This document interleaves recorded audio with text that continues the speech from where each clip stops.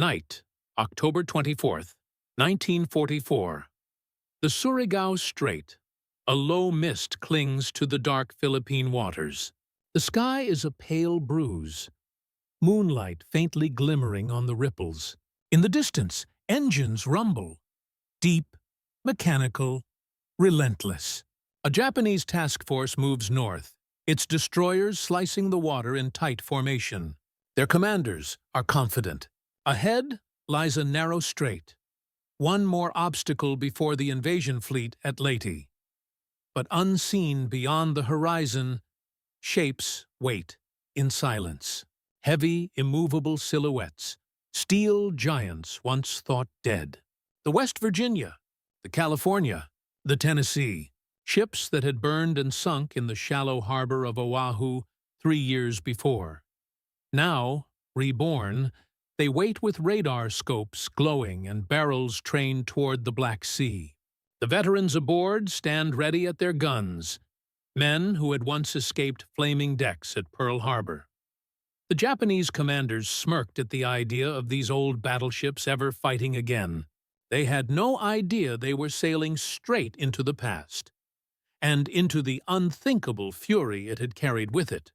December 7th, 1941, the morning that froze a nation. When the first Japanese bombs fell over Oahu, the pride of the U.S. Pacific Fleet, the battleship line anchored at Pearl Harbor, became a row of burning pyres.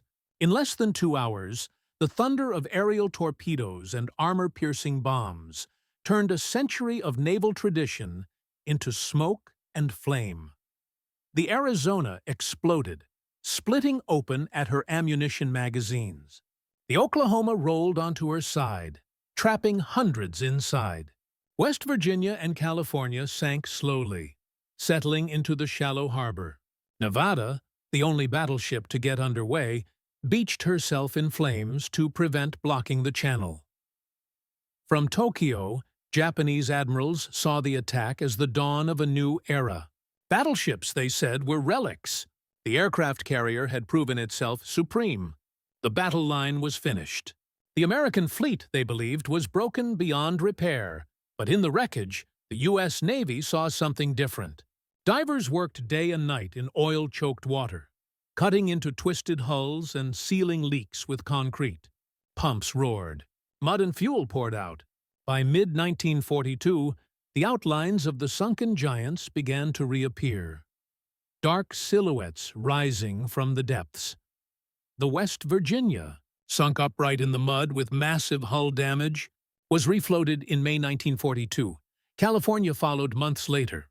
Tennessee and Maryland, though scorched, had remained afloat and were towed for repairs. Even Nevada, riddled with holes, was patched, refloated, and sent back to Puget Sound. Each ship was reborn through industrial miracle.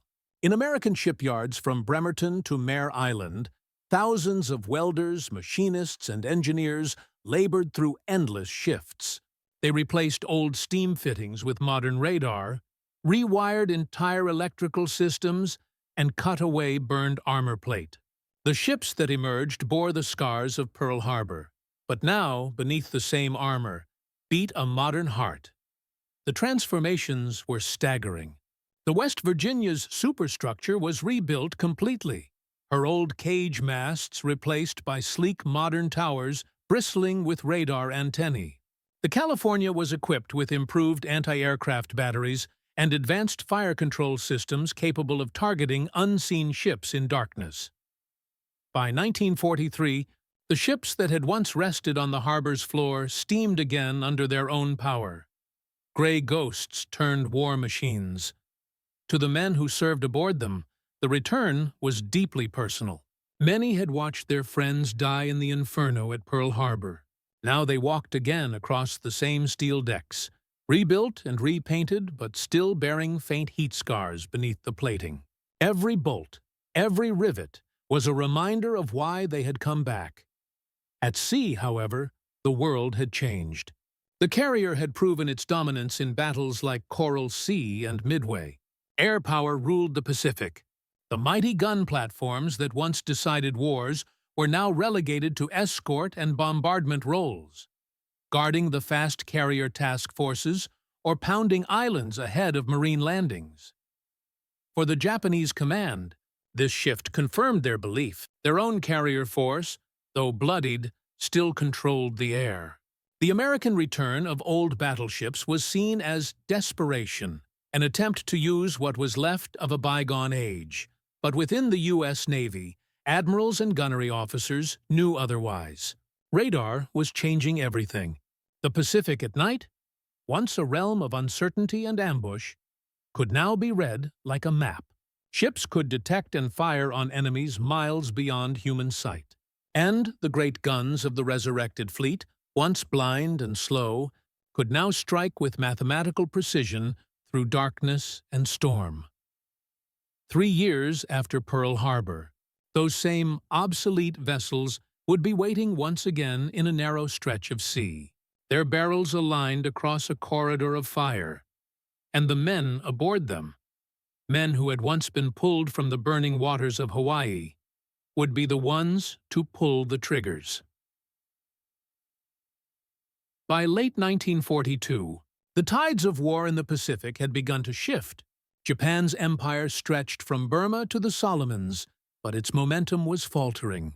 The once invincible carrier fleets that had roared across the Pacific were bleeding away their finest air crews, and fuel shortages were already creeping into the Imperial Navy's planning rooms.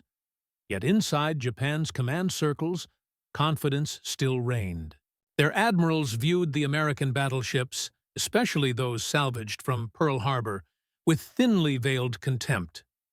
Museum pieces, one officer reportedly called them.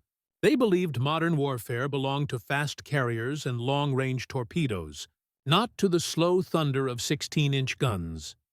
The Imperial Navy's faith rested on its tactical prowess. The long-lance torpedo, the night-fighting discipline of its destroyers and cruisers, and a doctrine that prized boldness and decisive strike over attrition. Battleships like Yamashiro and Fuso were considered secondary players, relics to escort the more lethal elements of the fleet. But across the ocean, in American shipyards and naval academies, a different kind of doctrine was emerging. The United States had learned its lesson from the chaos of 1941. New officers were trained not in the traditions of line-ahead gunnery, but in radar-guided warfare, where range, timing, and electronics mattered more than visibility or luck. By 1943, the U.S. Navy had regained control of the Central Pacific. At Guadalcanal, the Japanese learned that night mastery alone could not overcome radar-directed gunfire. At Tarawa and Kwajalein, the rebuilt battleships demonstrated their new purpose, saturating shorelines with tons of high-explosive shells before marine landings. Each bombardment taught the crews precision and rhythm. Each engagement refined the use of radar to direct fire at unseen targets, and each victory brought the old ships closer to redemption. By 1944, the Allied advance had moved to the Marianas, the doorstep to the Philippines. The Battle of the Philippine Sea, fought that June, annihilated Japan's carrier air arm. Hundreds of veteran pilots were lost. From that day onward, Japan's carriers were little more than empty hulls, magnificent in silhouette, powerless in reality. The Imperial Navy, cornered and desperate, turned to a final gamble. Operation Shogo, a massive counteroffensive meant to destroy the American invasion fleet at Leyte. The plan called for 3 separate naval forces to converge on the island, striking from north, center, and south in a pincer that would catch the U.S. landing force between them at Itoibe. Its heart lay the belief that Japan could still win a decisive surface battle, a dream rooted in the same spirit that had launched the fleet against Pearl Harbor.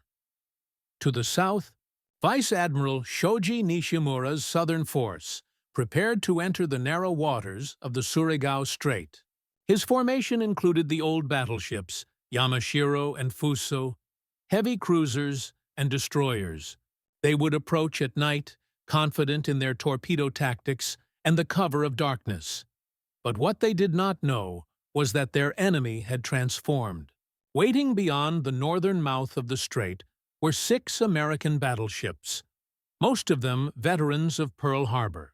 Under the command of Rear Admiral Jesse Oldendorf, these ships had spent years being rebuilt, refitted, and retrained for exactly this kind of fight. The coming engagement would not be a contest of speed or air power. It would be the return of the big guns, steel leviathans clashing one last time in the age of radar. In October 1944, as the U.S. fleet gathered off the beaches of Leyte, few could have predicted that this narrow channel of water would soon witness history's final battleship duel. A duel fought not for territory, but for memory, and for redemption. Steel reborn, the new power behind old hulls. The battleships that rose from Pearl Harbor's mud were not the same ships that had sunk there. They returned heavier, sleeker, and wired with a technology that would forever change naval warfare. Radar, technological angle. The eyes in the darkened 1941, a battleship could only fight what it could see. Gunfire at night was guesswork. Fire control depended on spotters and optical rangefinders. Instruments useless in fog or darkness. That weakness had been catastrophic in early Pacific battles. But by 1944, everything had changed. The resurrected ships, West Virginia, California, Tennessee, Maryland, and Mississippi, now carried the Mark 8 fire control radar, a revolutionary system that could track enemy vessels tens of miles away, plotting bearing and range with mechanical precision. For the first time, a battleship could see through the dark. In the cramped plotting rooms, sailors hunched over glowing scopes, tracing faint blips that represented enemy ships. Data flowed into analog computers that calculated range, bearing, and shell trajectory. Within seconds, the main guns could open fire, guided not by eyes, but by radio waves. This was the quiet miracle of the refit. Armor could be repaired, guns could be replaced, but radar transformed these ships from relics into instruments of mathematical warfare. To Japanese commanders, still relying largely on night optics and human spotters, the change was invisible and fatal. Tactical angle, the art of naval resurgence. The Pacific War had evolved into a vast amphibious campaign.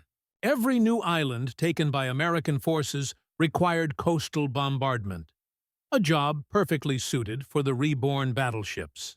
Their big guns, once symbols of naval dominance, now became the prelude to land invasion. From the Marshalls to the Marianas, they shelled enemy positions for hours before the first wave of Marines landed. Each shell, weighing nearly a ton, could crater entire bunkers or vaporize an artillery nest. Crews learned to time their salvos with incoming airstrikes, to sweep beaches with precision fire that cleared landing zones.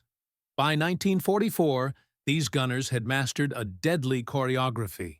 Radar plotted positions. Spotter planes confirmed impacts. Fire control crews made minute adjustments between salvos.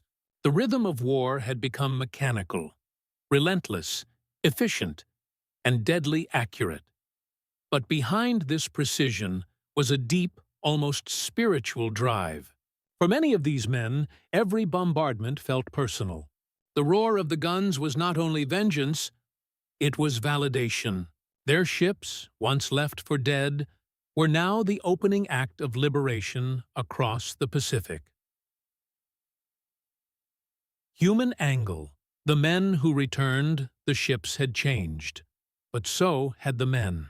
When the West Virginia steamed again in 1944, nearly one-third of her new crew were survivors of Pearl Harbor. Some had been pulled from oil-covered waters. Others had spent days cutting through the hull to free trapped shipmates. To walk again across those decks, now smooth and repainted, was to step into memory. One sailor wrote later, "She looked different, but she felt the same." When the engines turned over again, it was like hearing a heartbeat come back. Life aboard these ships was cramped, mechanical, and loud. Yet every man aboard knew the ship's story. The fire, the smoke, the men lost below decks. That history bound them together. When they drilled at their guns, they did so with a quiet intensity born not from orders, but from remembrance. For the Navy, these battleships were instruments of fire support. For their crews, they were ghosts reborn, vessels of pride, endurance, and redemption. Radar gave them eyes. Steel gave them strength, but memory gave them purpose. And soon, in the narrow waters of the Philippines, that purpose would be tested in the most decisive way imaginable, when the old and the new collided under a sky filled with fire. Pride before the fire enemy. Perspective, arrogance in the dark inn.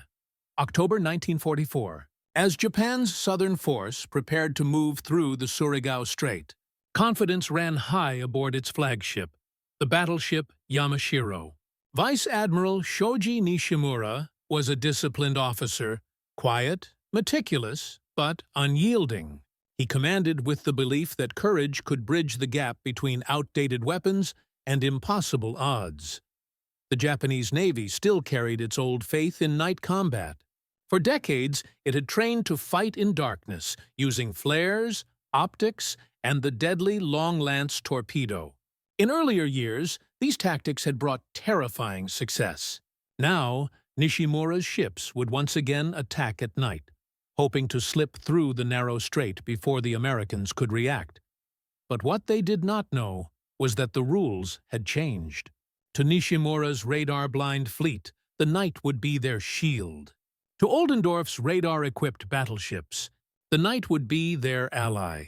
As the Japanese columns advanced through the mist, their crews believed they were unseen, unaware that American radar operators were already tracking every move, plotting every turn, and calculating firing solutions with unerring precision.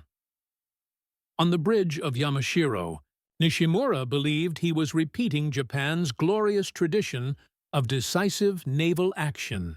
In reality, he was steering into an ambush decades in the making, one written not in courage or pride, but in radio waves.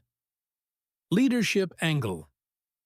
Oldendorf's patience and precision Rear Admiral Jesse Oldendorf, commanding the U.S. 7th Fleet's bombardment force, was the opposite of his adversary.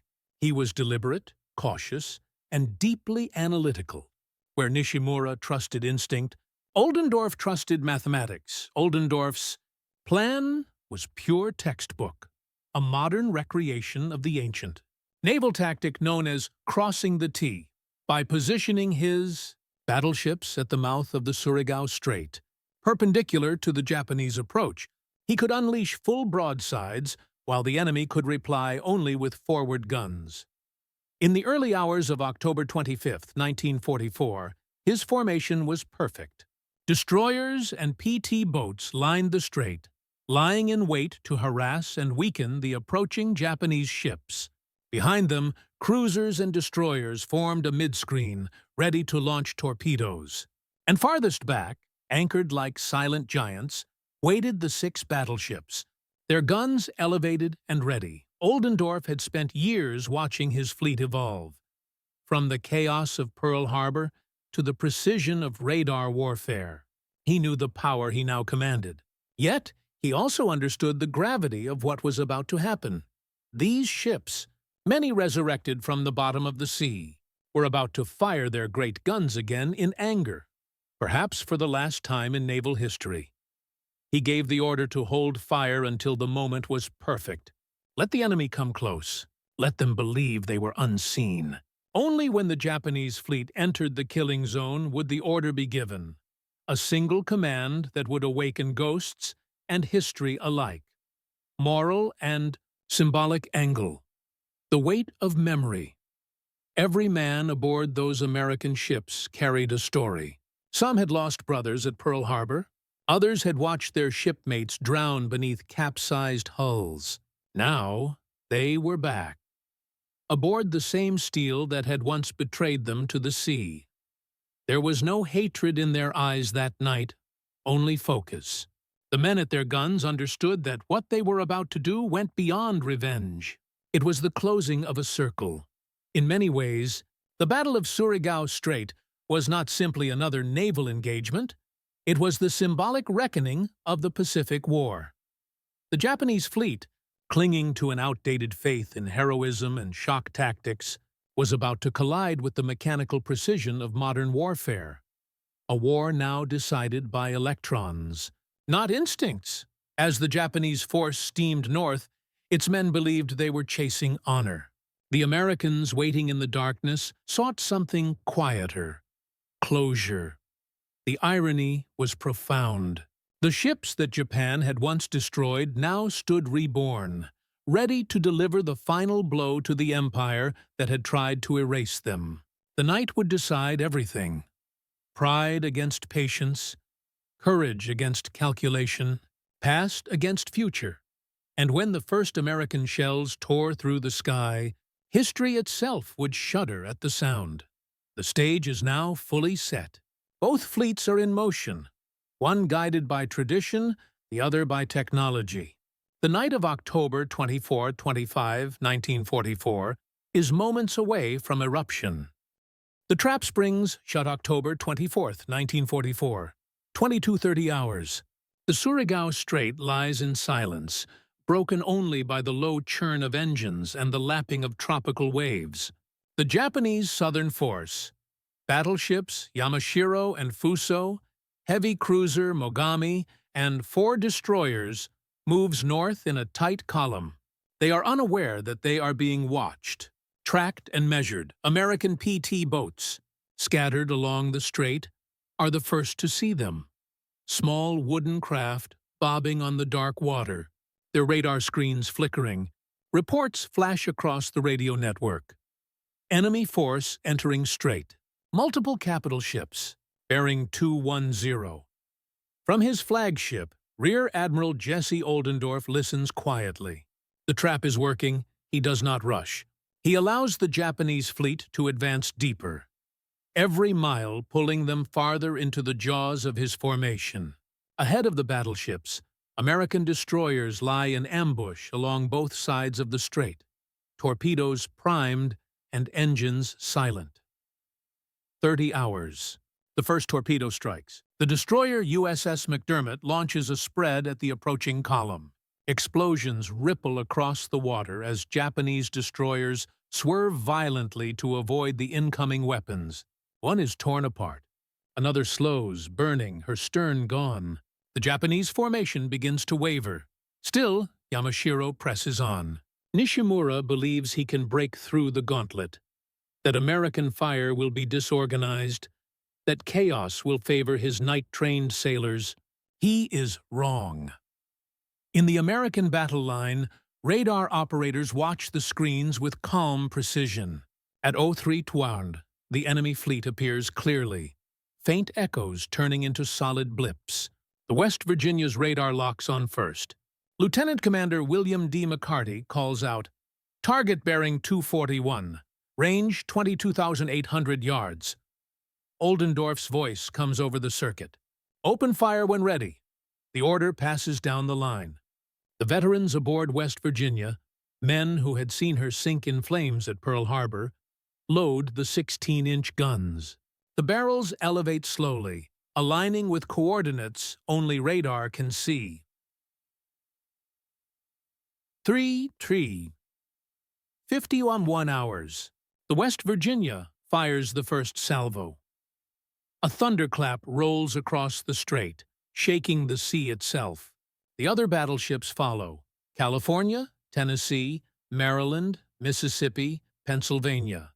6 great ships firing in sequence, an earthquake of metal and memory. High above, arcs of tracer fire streak through the night, glowing red and white against the clouds.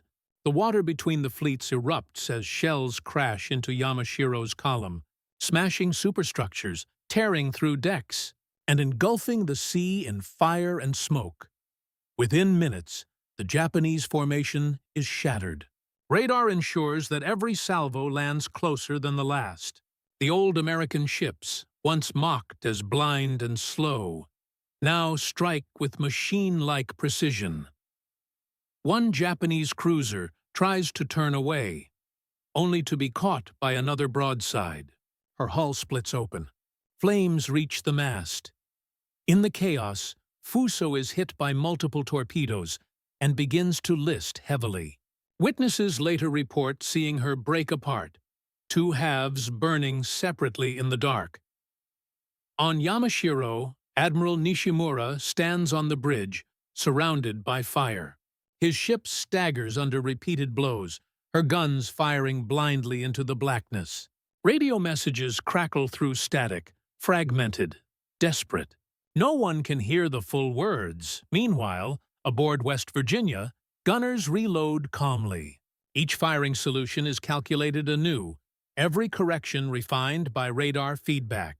Shell after shell slams into the Japanese flagship with unrelenting accuracy.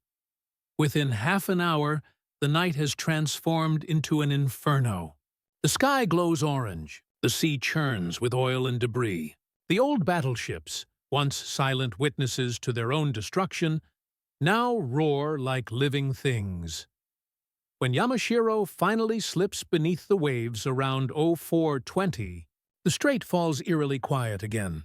Only burning fragments remain, drifting reminders of a fleet that had believed itself unseen. The ghosts of Pearl's Harbor had spoken, and the echo of their fury carried across the Pacific. But the battle is not yet complete. The American gunners reload, scanning for survivors of the Japanese force. In the stillness, no one yet knows it. But they have just fought the last battleship-versus-battleship engagement in human history.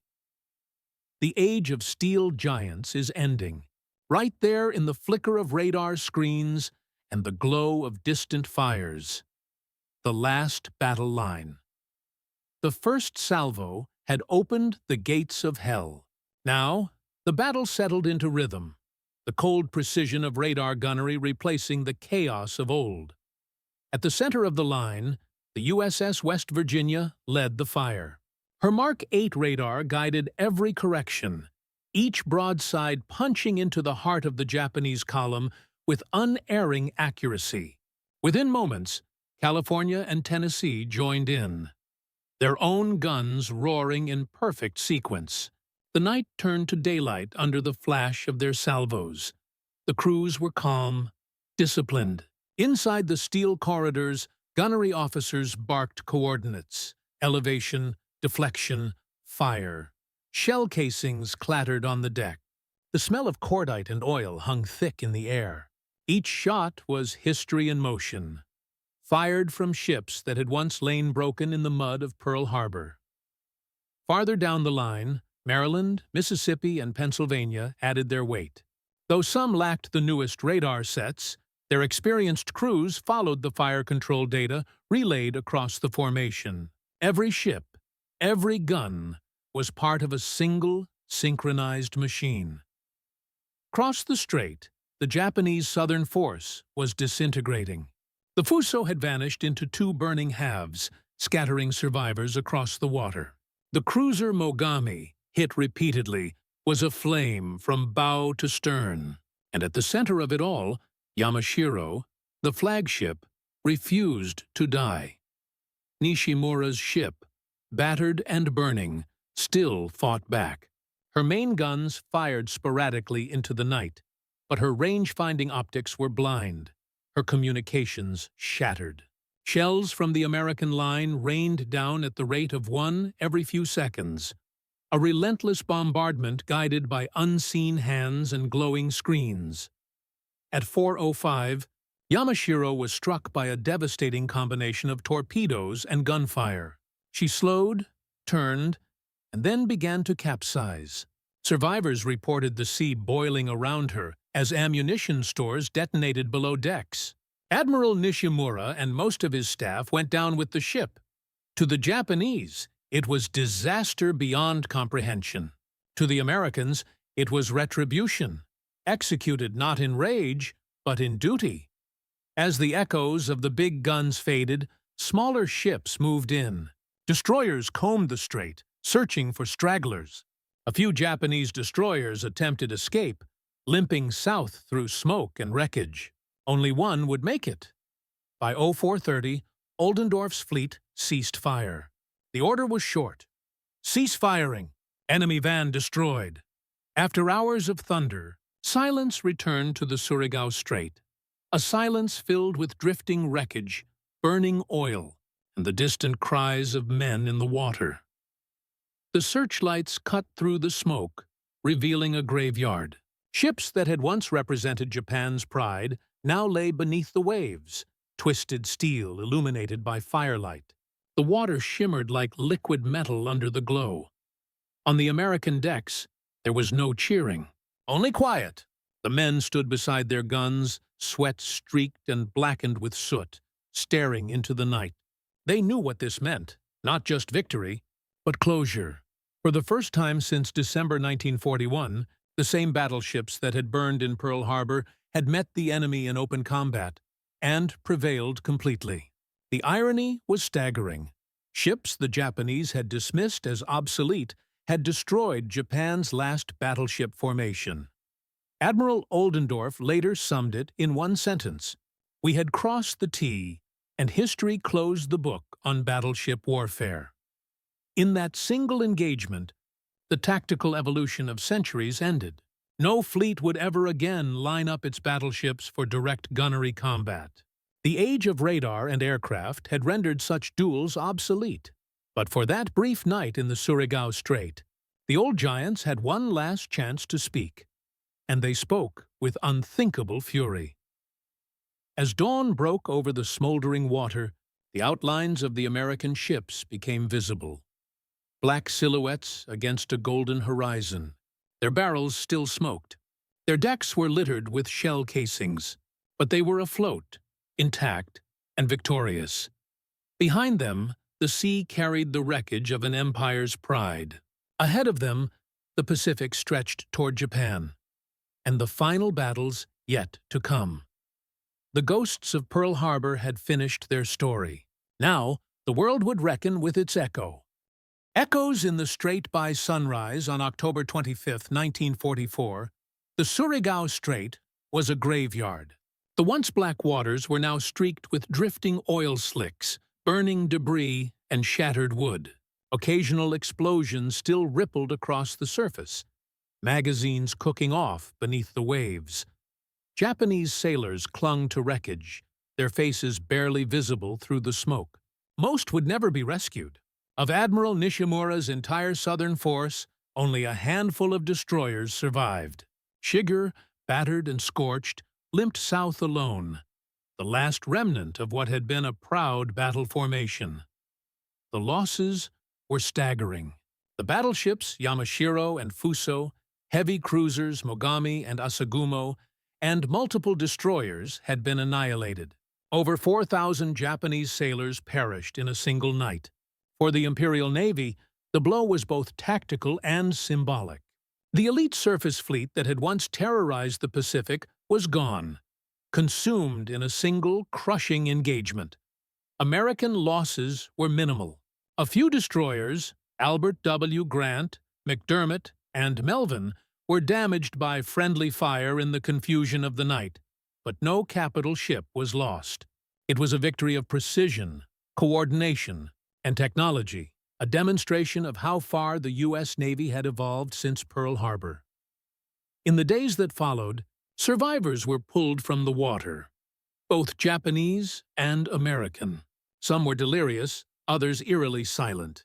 Reports from U.S. rescue crews spoke of men floating among the debris, surrounded by the ruins of ships they had once called home. Many never spoke again of what they had seen. For the Americans who had served at Pearl Harbor, the moment was deeply personal. Sailors aboard West Virginia and California recognized the name Yamashiro in the after-action reports. It had been one of the same class of battleships Japan once used to dominate the Pacific. Now, it lay at the bottom of the sea, destroyed by ships Japan had believed destroyed themselves. News of the victory spread quickly through the U.S. fleet. For Admiral Kinkaid's 7th Fleet, it was validation, a sign that the Navy's technological investments, from radar fire control to coordinated night tactics, had fundamentally changed warfare. Admiral Oldendorf, though praised for his command, refused to glorify the destruction. His reports were matter-of-fact, noting that his men had simply executed their duty with discipline and professionalism. The Japanese High Command, meanwhile, fell into disarray. Radio silence from Nishimura's force left Tokyo confused for days. When fragments of information finally arrived, scattered survivor accounts and intercepted signals, it became clear that the entire southern force had been wiped out. Even the stoic Admiral Toyoda, who had conceived Operation Shogo, reportedly turned pale when the scale of the disaster became clear. Japan's plan to repel the U.S. invasion of Leyte had been broken in half. With Nishimura's fleet gone, the southern pincer of the attack was dead. The central and northern forces, already mauled by Admiral Halsey's carriers, would soon meet similar fates. By the end of October 1944, the Imperial Japanese Navy would lose 4 carriers, 3 battleships, 10 cruisers, and 11 destroyers across the greater Battle of Leyte Gulf, the largest naval battle in history. But Surigao Strait remained unique. It was the last time in recorded history that battleships engaged each other in direct-line combat, a final act written in the language of thunder and flame.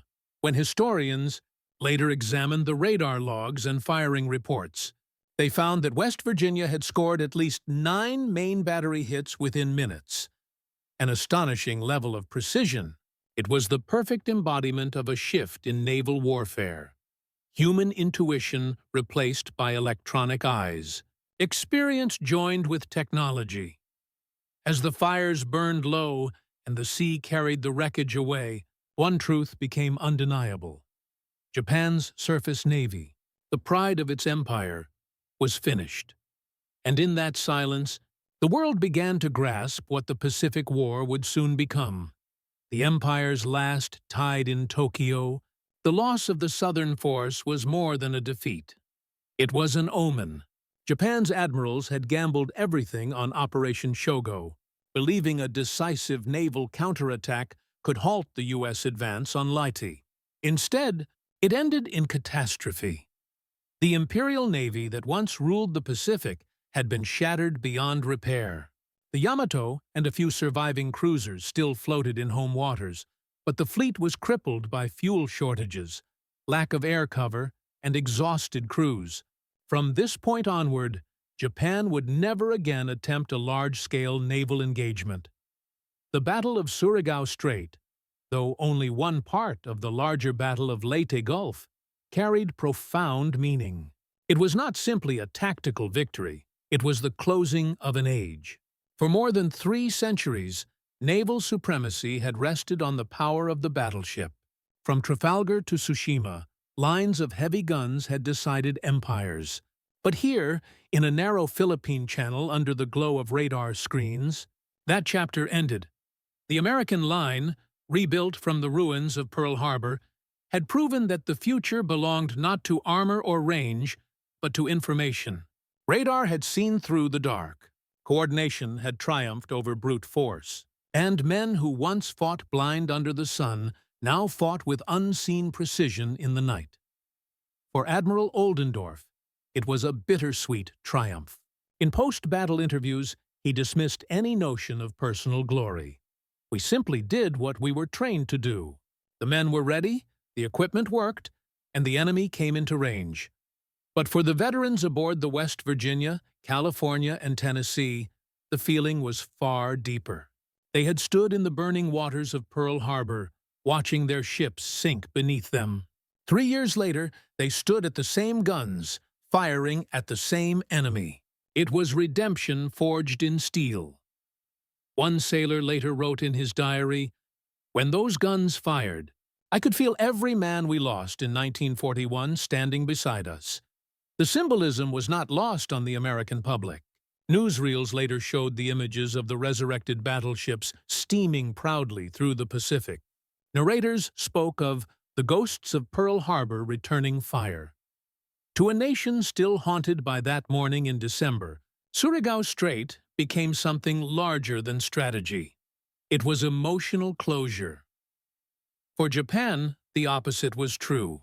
The loss marked the collapse of the old naval code, the belief that courage and willpower could overcome technology. Admirals, who had once scorned radar and centralized command, now faced the grim truth that the modern war belonged to those who adapted first. The psychological blow was immense. Surviving officers described a sense of spiritual exhaustion, a recognition that no amount of bravery could reverse the tide now. In the months that followed, Japan's remaining warships would serve mostly as floating batteries, fuel-starved and hidden in coastal bays. By 1945, even the mighty Yamato would be sacrificed in a one-way suicide mission toward Okinawa. The U.S. Navy, meanwhile, surged forward. With Leyte secured, the Philippines became the launching ground for the final assault on Japan's empire. Oldendorf's battleships continued to provide bombardment support across the Pacific, but they would never again face an enemy battle line. The age of carrier warfare had taken full control, and yet historians still look back to that night, to the measured cadence of those ancient guns echoing through the fog. Because in that moment, the Second World War briefly looked backward. It was the last time the old order, the big gun ships, the line of battle, the human eye at the rangefinder, would decide a fight. Then, as dawn broke over the strait, the thunder faded. The world moved on, into jet engines, guided missiles, and a new kind of war. But deep beneath the Philippine waters, the wrecks of Fuso, Yamashiro, and Mogami still rest, silent witnesses to the night when the old battleships fired again. And history listened. When the past spoke, one last time history has a way of closing its own circles. At Surigao Strait, the circle that began on a quiet Sunday morning in 1941 finally came to rest. The same ships that had once burned in Pearl Harbor's shallow harbor had risen again. Not for revenge, but for resolution. Their guns fired not just shells, but memory. The weight of every man lost, every flame endured, every oath unfulfilled. When the smoke cleared, the ocean held its silence. The old battleships, their barrels still warm, had spoken for the last time in human history. From that night onward, war at sea would never look the same. The line of battle, the proud, ordered duel between giants, was gone. In its place came the hum of carriers, the buzz of aircraft, the invisible hand of radar and electronics guiding war into an age of data and distance. Yet even in obsolescence, those ships left a final lesson, that courage and innovation are not enemies, but heirs of each other. The sailors who manned the West Virginia, California, and Tennessee had lived through the destruction of their fleet, rebuilt it from ashes, and faced the same enemy under new skies. They proved that adaptation, not arrogance, decides survival. And for the Japanese officers who went down with their ships, there was tragedy in devotion, a loyalty so deep it blinded them to change. Their defeat was not just a loss of ships, but of vision, the failure to see that the age of metal and muscle had yielded to the age of mind and machine. Today, the waters of the Surigao Strait are calm. Fishermen pass over the resting places of giants without knowing their names. But in the deep, beneath layers of silt and coral, lies a conversation between past and future, between what was and what would come. The old battleships spoke once more, and then the sea kept their echo forever.